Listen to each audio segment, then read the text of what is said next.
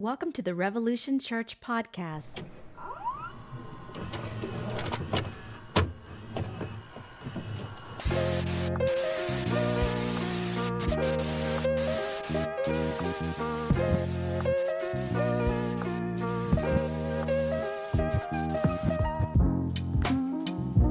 We're here live on YouTube for the first time. We're gonna wait a few minutes and see what happens. Just asked Josh to throw a link up on the Facebook account. I can't, let's see if I can see anybody's messages. You have to, this is all new for us, folks. All right, so maybe, I don't know if the chat will come up or not. I've tried to turn on the live chat. Oh yeah, there we go. Hey guys, this is working. Wow, welcome to YouTube. Dun dun dun, the future is here.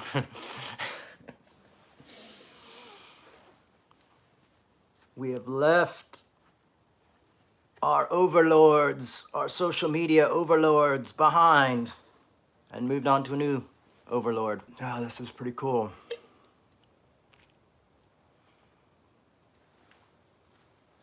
I am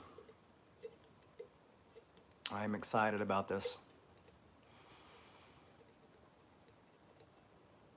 I'm really hoping we can do more with the YouTube Live, like book studies, and even I can read your comments come up singular and a little bit clearer, so that's nice. Of course, they don't stay, they just pop up, so we'll have to work out all the bugs for this system, but of course, we're not going to get just passerbys on the Facebook, but we're going to try to make this live on Facebook eventually. Like, we're trying to do simultaneous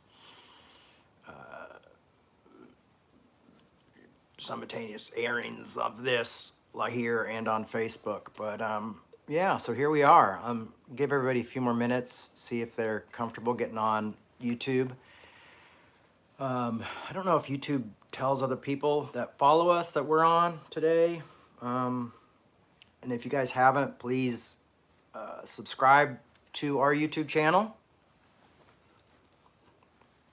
And you could really help us by this week if you would go out and share on your social media accounts the link to this and ask people to follow our YouTube channel. So, yeah, this is pretty cool.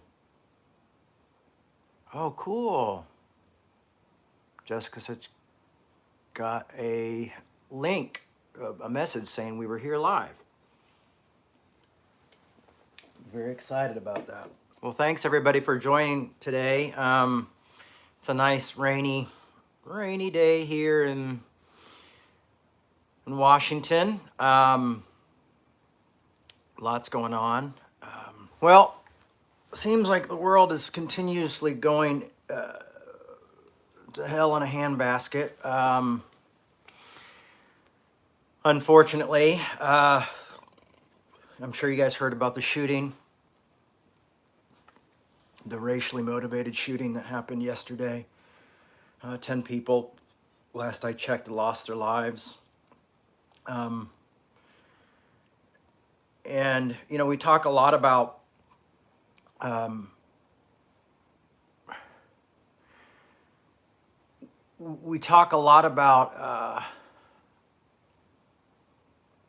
scapegoating here, you know, and in its different forms in the current situation of, you know, right and left and all that kind of stuff. But you know, scapegoating has been around since two people have been around, really. Someone's figured out a way to scapegoat the other. And racism is an ultimate, like, one of the purest forms of scapegoating. Of the, well, if that race or if that group wasn't here, and I think it's important to recognize that, because when we do scapegoat, that's the that is the, oh, hey, Beth, I hope you're feeling well. Been thinking about you. Hope things are going well. Just saw Beth comment. But racism is such an evil disease, and it really does rot communities from the inside out. And that's one of the reasons I feel like, scapegoating is something that we don't want to take part in, that we don't want to other others, because we don't want to, we don't want to take part in that type of a tradition. We don't want to play a part in that type of violence and that type of horror. And, we may think that there isn't, it doesn't lead to like that type of horrificness, but it does. The Civil Wars started off of, our Civil War started off of, racism and things like that. Or, you think about the Troubles, which was a lot to do with Catholic and Protestants, but also in independent Ireland, or, having the UK with Northern Ireland. But the thing is this constant scapegoating of we'd be better if we weren't with those people, or if we were away from those people, it leads to violence. It leads to horror.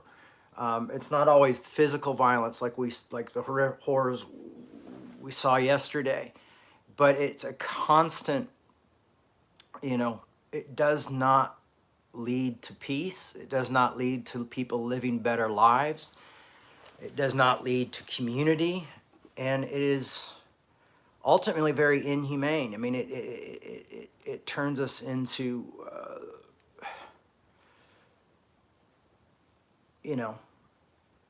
I don't even know what, it turns us into horrific versions of ourselves. And,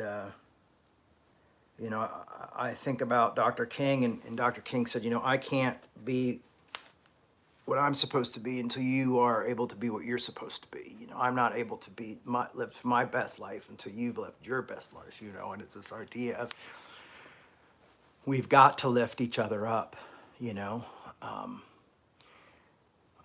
that's a tough job. That's why I talk about arguing well or disagreeing well, is because we miss nuances often, or people often sometimes mistake equality for being, for an example, I remember one time a friend of mine was in a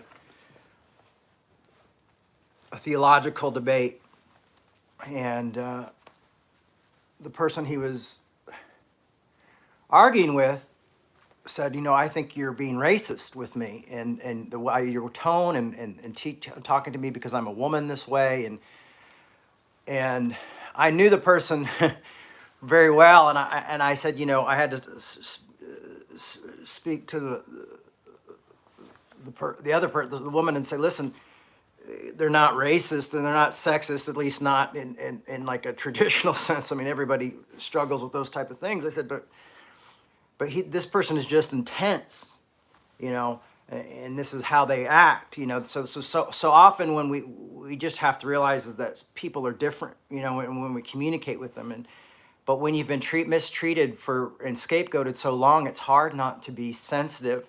It's hard not to feel that everybody's against you, especially for the reasons that seem so obvious.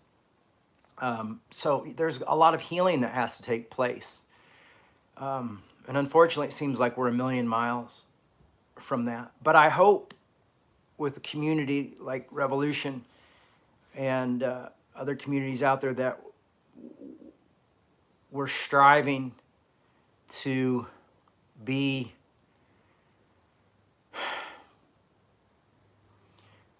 understanding and graceful of one another, and seeing the nuances, seeing the wounds, being wounded healers in a way through all this.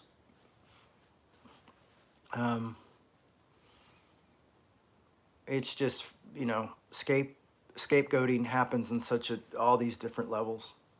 And we saw it within one of us, like the root of the evil of scapegoating. We saw an example of yesterday.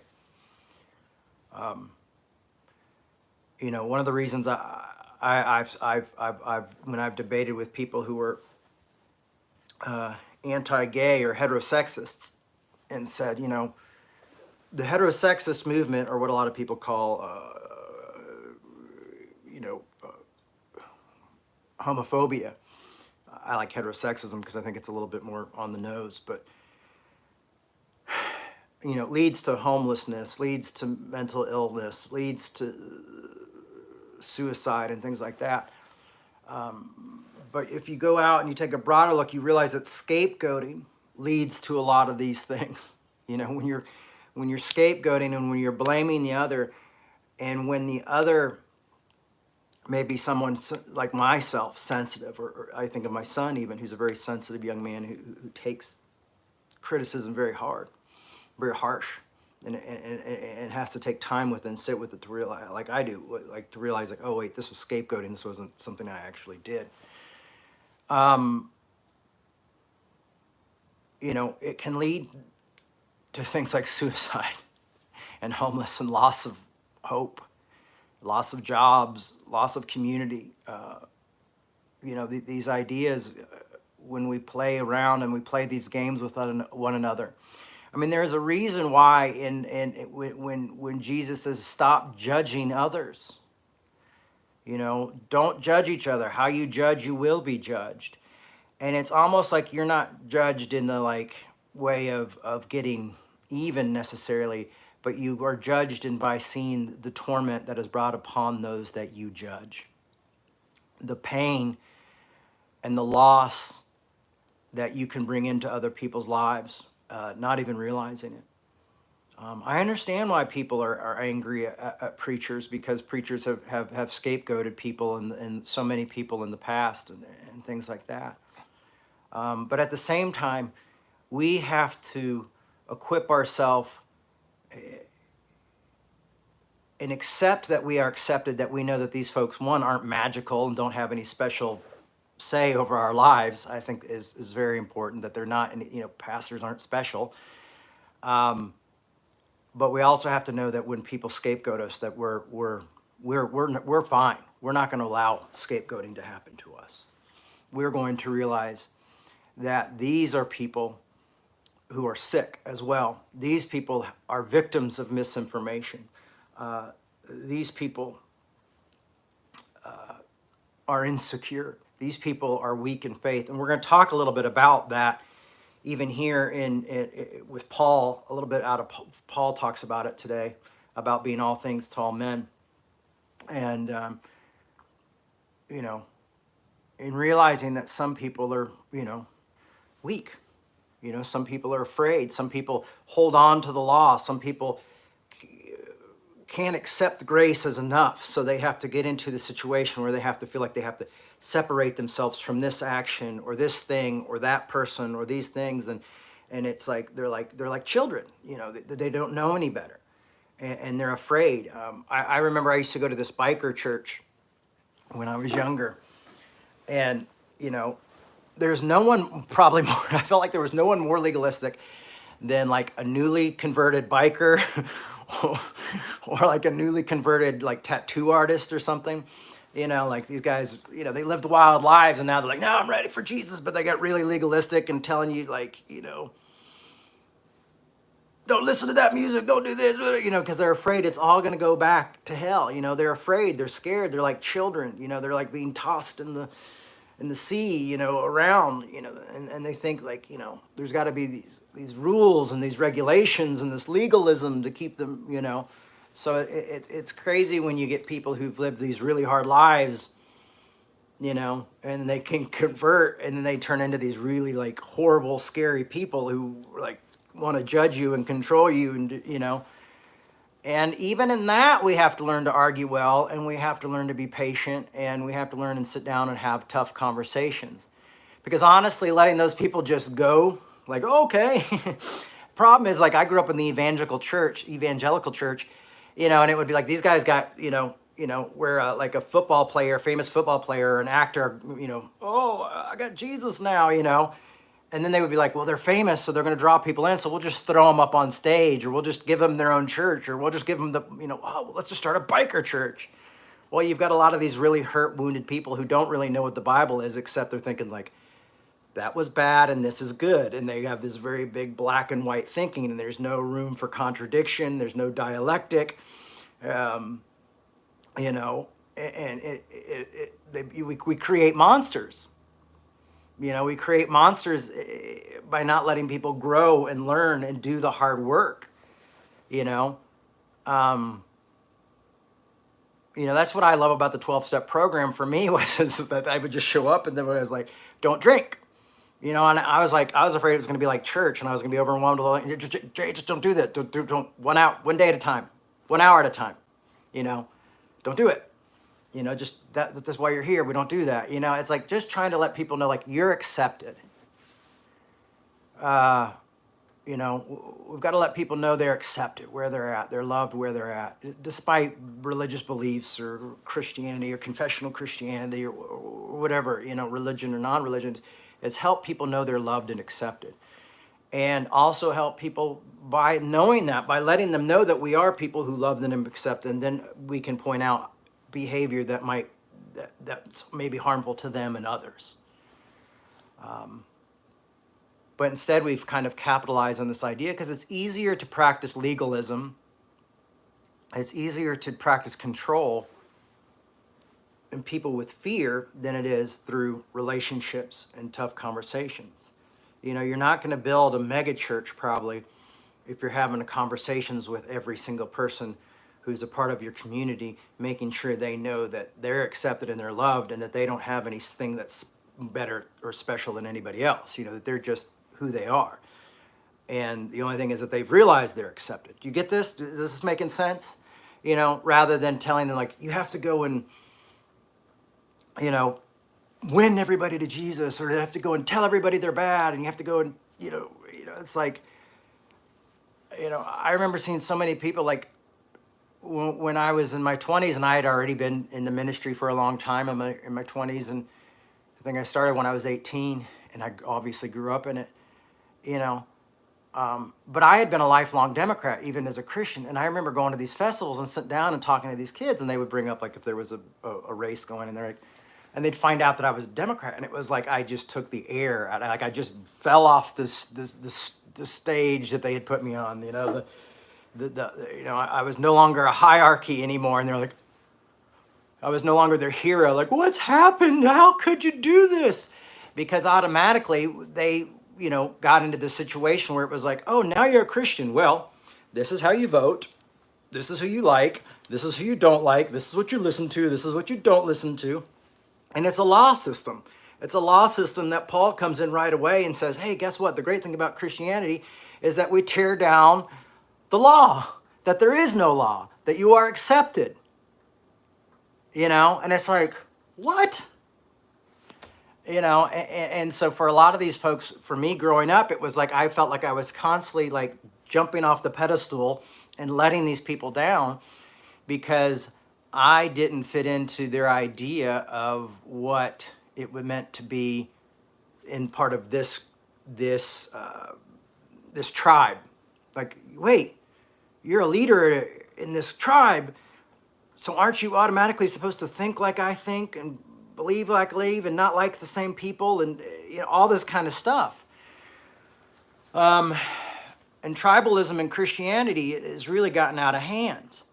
Tribalism in the world has gotten out of hand. And when we see a massacre that happened yesterday, this is a person who said, my tribe is good, their tribe is bad, the world would be better off with them, and let's kill them. And that's what with tribalism, we can create the other, we create hate, we create stigma, and we create scapegoating. And folks, this is what we plan when we do it with party politics as well. When we do it with our religions as well, as we create these toxic atmospheres, and we open the door for even other people who have more, maybe even a more have a limited understanding to be dangerous. And we create and make these monsters when we scapegoat, when we act as though we have the answers and you don't. One of the things I've always appreciated about my relationship with my best friend Pete is that he's always been like, no, you just have to, you have to do the hard work. You have to study these things. You have to look into these things, and there's a growth, that happens. None of this happens overnight. It's studying, it's educating yourself, it's growing, and it's not looking down onto people. That's the one thing, is I never felt looked down upon by Pete because I didn't know, what Kant meant or what Hegel meant or what these, because of course I didn't. I didn't read these books, and he'd spent his, years in school reading these books, and I wasn't othered because of it. It was saying, yeah, you can do it, but man, it's really tough work. It's really, you've got to put in the work to get there. And I think the problem is that we don't tell people that there's going to be tough work. Like, loving your neighbor is tough. Loving your enemy is tough. This is tough work, and we don't put that in there. Instead, we go, well, what we're going to do is we're just going to scapegoat these enemies and tell them and say that's what they're wrong with. They're the reason everything is wrong. They're the bad people, like this Roe versus Wade thing. I think if Christians, I don't understand. Like, if Christians were comfortable in what they believed, I don't think they would have to have laws changed to have their convictions passed as law. I mean, that's an extreme one, but still, but we would be able to say, I will love others. I will have conversations with others. I will help others and be there. But instead, it's like we don't want to put the hard work in, so we're just going to get it legislated. We'll just get our convictions legislated, and we'll just create the other. There won't even be a place for the others, because it'll be illegal to be the other. You see what I'm saying? This is the type of stuff we have to be very careful with, is that we aren't constantly othering it and trying to do away with the other. And what you saw yesterday was an extreme example of what happens when someone wants to do away with the other. They kill them. And that's why we don't do scapegoating. That's why I am so against scapegoating, because I believe scapegoating leads to killing the other, to destroying the other, to destroying humanity. And this, for me, is the hope. If Christ gave us something to hope in, it was the argue well. It was the sitting down at Matthew's house with the tax collectors and the notorious sinners and having the conversations. And then when the Pharisees got mad, explained to the Pharisees, this is why I'm here. This is why we're here, religious teachers. When Jesus said, yes, you've heard an eye for an eye, but I say, love your enemy. Be kind to those who persecute you. Pray for them. That's the radical message. And I think that's why when we went through Galatians, Paul goes, there's neither male nor female, there's neither Jew nor Gentile, there's neither slave nor free, because he's going, these are terms that other us, and so then you see why it's so ignorant that we do it by going, well, their skin's different color or their traditions are different color, so we other them. So that's the basic, most ignorant type of scapegoating, and then we try to get sophisticated with our scapegoating with politics and religion and education and finances and things like that, and we think that somehow we really got special with this barbaric idea of othering. We're not called to other. A Christianity that others people is not a Christianity. Not one worth living, in my idea. And yes, there will be contradictions on this. There will be dialectics along the way, and there will be need for compromise along the way. But why do we compromise? Is so we don't kill each other, so we don't destroy each other. I honestly sometimes, when you think about a voice crying in the wilderness, but it often feels like that. When I turn on the news, it's just hopeless. I remember I woke up this morning, and I was like, is any of this worth it? is sitting in front of a camera worth it, trying to convince people? Like, honestly, like, at this point, if your Christianity, if your religion, if your faith is causing you to other someone, get rid of it. Throw it out.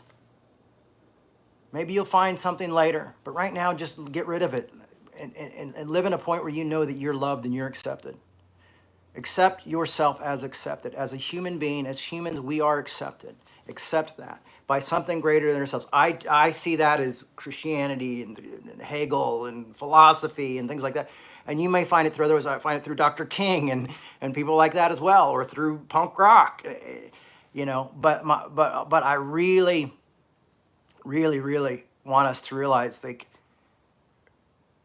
when we're being nasty about other people, when we're arguing horrifically on social media,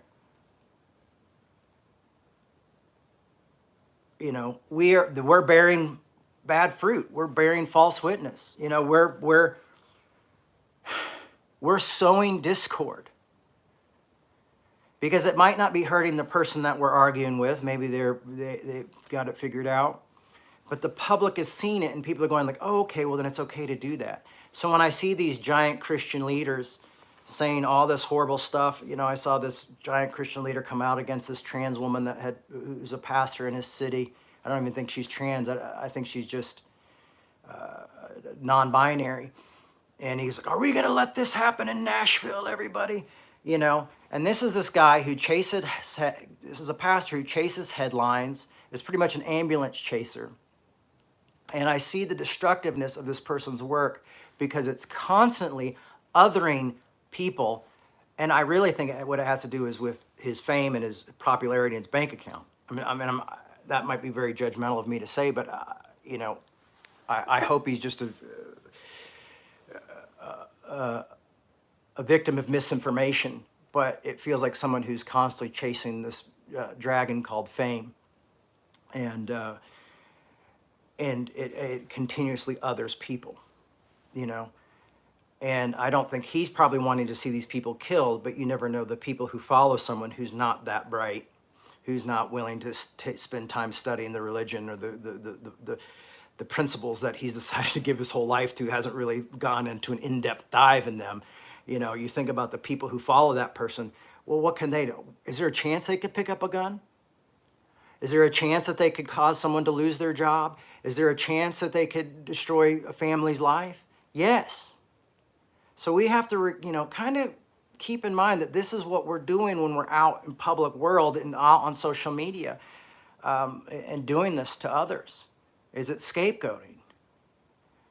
And I want to scapegoat that guy. But honestly, I'd rather just debate him. I'd rather just be like, hey, listen, you like the public stuff. Okay, let's have a public debate and see if this is fruitful. Let's see where the fruit of this type of message leads. Let's look at the cause and effect. I know this is practical, but I try to keep these ideals practical to a base level so we can grow and live in a better community. It's tough. I'll tell you, it is so tough. It's tough to have this type of message and look up and go, there's 12 people watching, But thank God there's 12. There's 12 of us. This isn't the message that's popular. I told a friend of mine who helped me I told my buddy who kind of helped me with this non-scapegoating message and all these type of things. And we were talking, and I said, my career could probably been a lot better, a lot more successful if I had just gone, really kind of left and more like woke and just did that and kind of scapegoated the right more. I said, because I see a lot of people that I grew up with, and their work is a lot more successful by scapegoating these people that I kind of, I don't think, they're going to be on Preachers and Sneakers next week, and look at me. I'm struggling to pay my bills.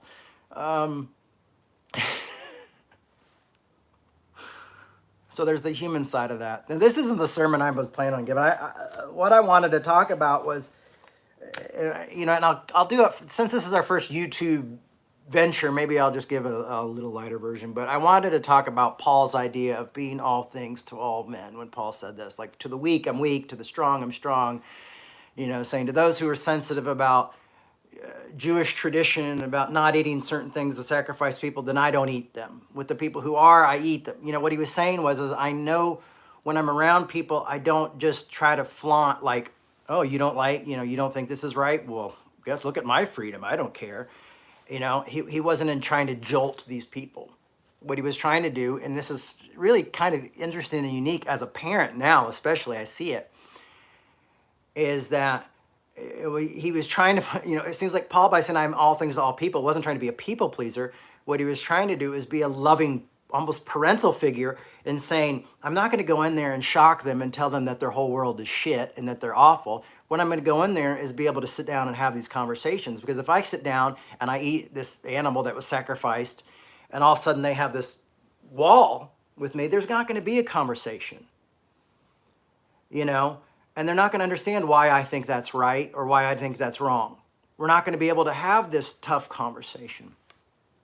And so it was like Paul knew that. So it's like, okay, well, I'm not going to eat these things because it's going to cause them to stumble because and he said, they're weaker in their faith and their belief system. They're not as educated. They don't understand their faith. They haven't grown. They're childlike.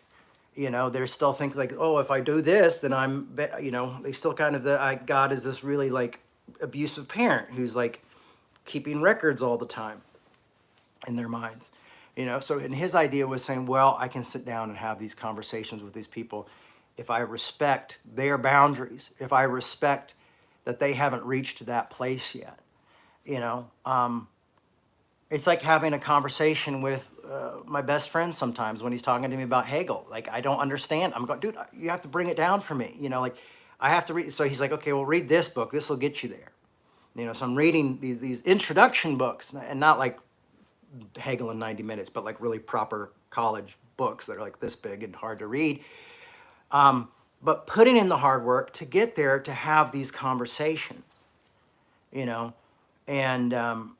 realizing like, how can we come together,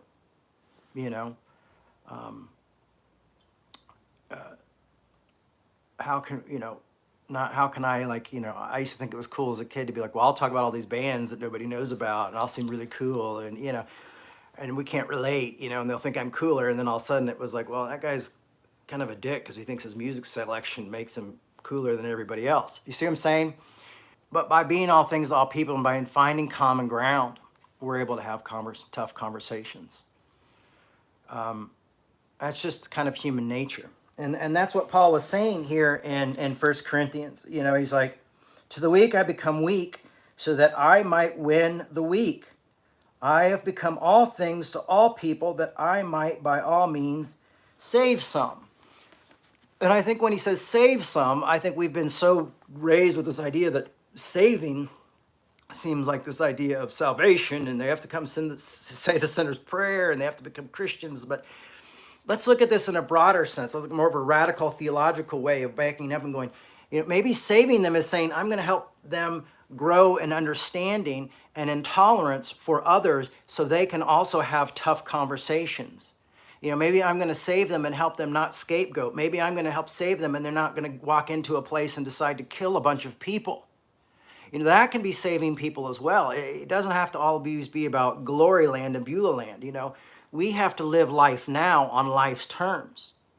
Do I believe in life after death? Well, I definitely believe in life before death.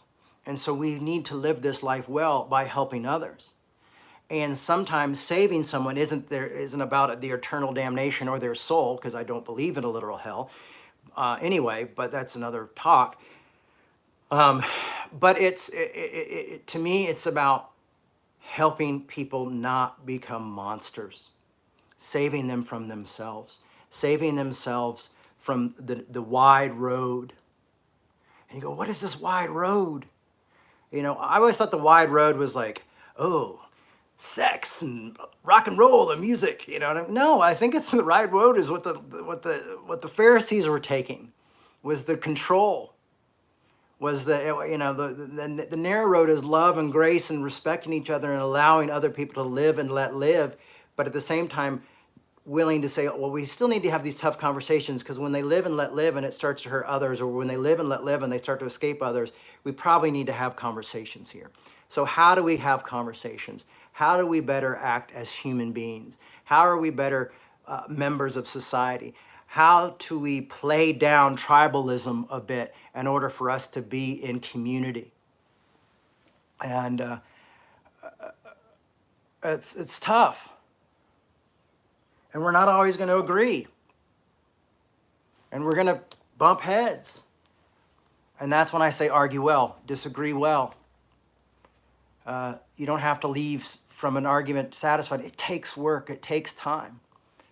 But I promise you, I really do. I do promise you this. And you can try to prove me a liar if you will. But I promise that these ideals that are biblical ideals, come from philosophy, theology, even other religions, but this ideal of this grand scheme of grace and love that is very Paulinian and very Christ-centered, what it does is it changes the world for a better place. But you have to take away the black and white thinking. You have to take away, like, oh, you'll be tortured for eternity by this graceful, loving thing. I mean, it doesn't make sense. It literally doesn't make sense. And if you did a simple word study on hell, it really doesn't make sense.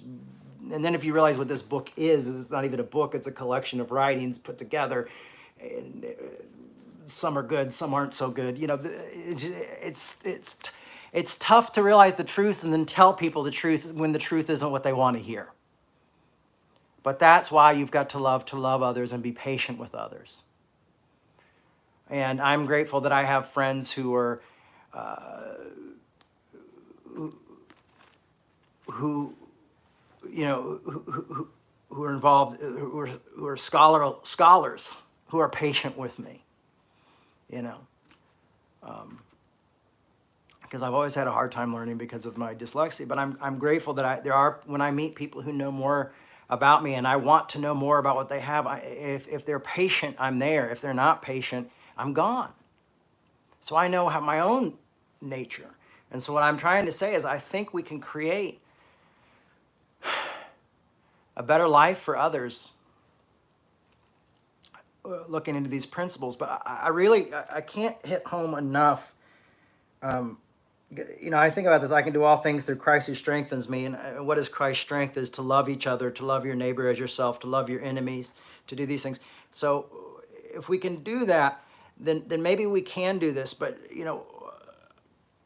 I really think that the fruit of scapegoating, we saw it yesterday, and it is death and destruction. It is murder. It is hate. It is othering to a sickness. Something that we saw a lot of, if you've seen clips from the civil rights movements in the 50s and the 60s, children being blown up, people being hung, people being beat, animals being, that is what scapegoating and otherness leads to. And if we're not careful, we're going to be in a civil war. I mean, you look at how we're othering people now. The government is othering us and controlling us through splitting us with Roe versus Wade, all these different things. How can we fight and other the people? And now, Christians are bad, liberals are bad, these people are bad. Let's not, screw you guys. We're not going to let you do this to us. We're going to have the tough conversations. We're not going to let you divide us. We're not going to let social media take advantage of us and destroy us. We're not going to let, if everybody's on social media, okay, everybody's on social media. If there's free speech, everybody's got it. Well, then we've got to up our game. We've got to better love. We've got to be able to speak better truth to power, but also, more importantly, truth to ignorance.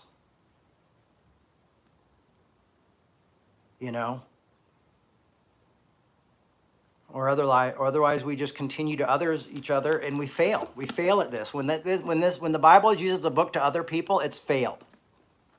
This has failed. The message that the Jewish carpenter brought along, who claimed to be God, has failed. The Pharisee who had the vision of the Jewish carpenter on the road to Damascus is failed when we other each other. Or when we get so connected to a tribe that our whole identity gets built within that tribe, which even if it's a tribe built around this, and we other people, it's failed. Done. Experiment's over. It's failed. And unfortunately, some of the loudest people are the people that you're seeing who've completely failed at this ideal of grace and love and caring about their neighbor and forgiving and restoration. And, you know, make no room for compromise or make no room for contradictions. And so we continue to fail.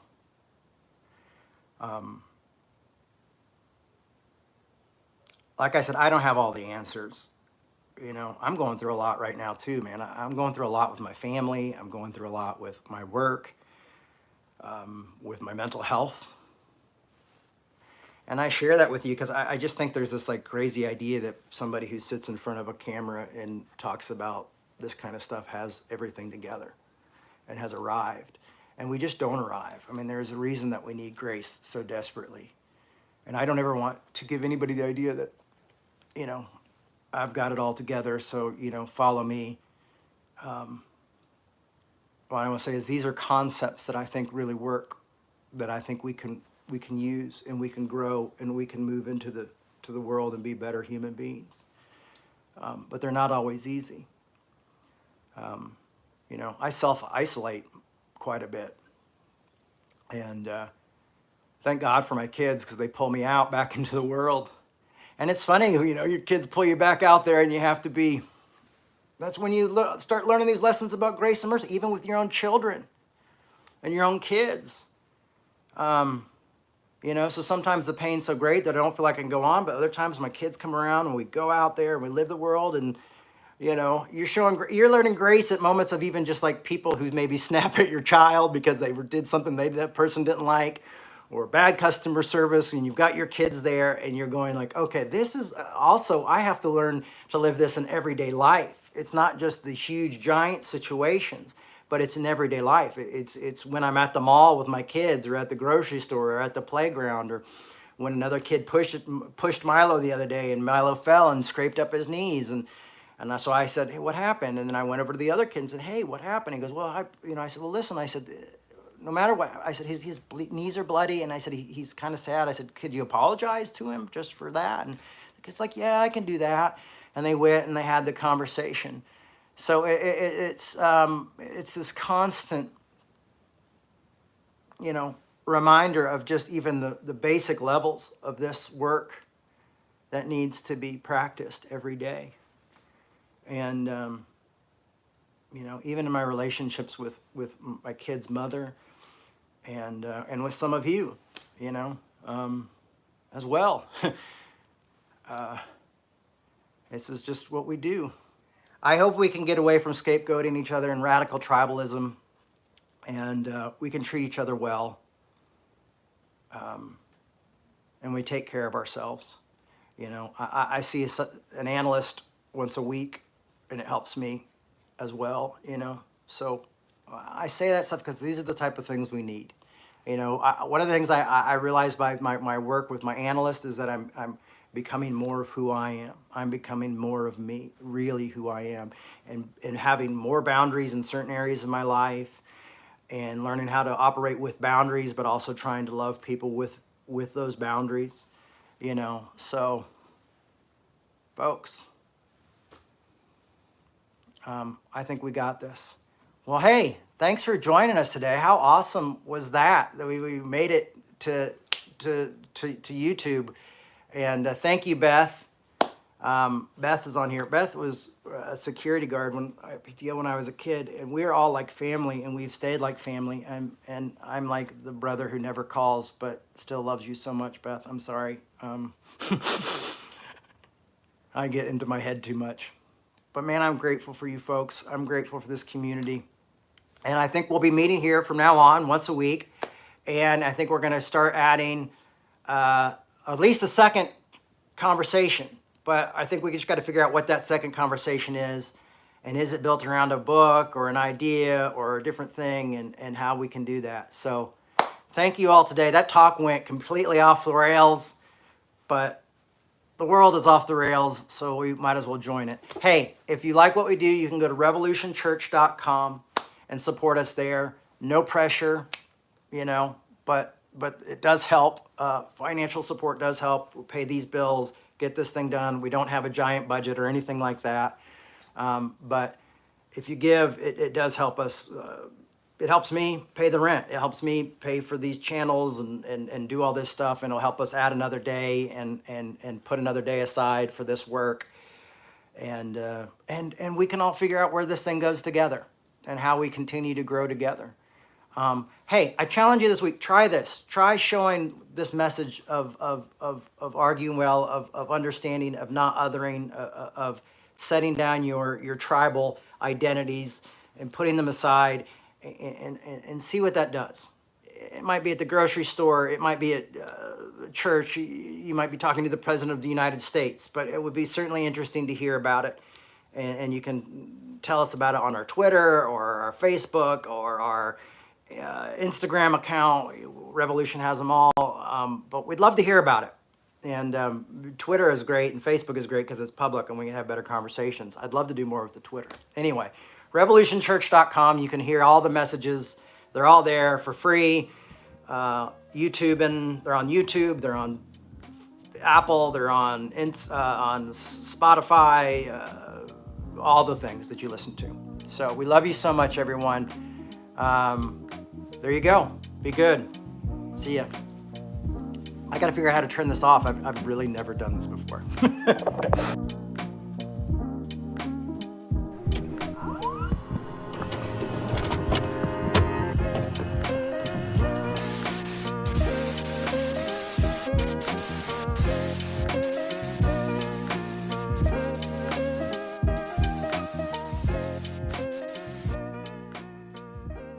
Thanks for listening. We hope you enjoyed this podcast. To make your 100% tax-deductible donation today, please visit revolutionchurch.com/donate. You can also learn more by clicking the donate section on the website.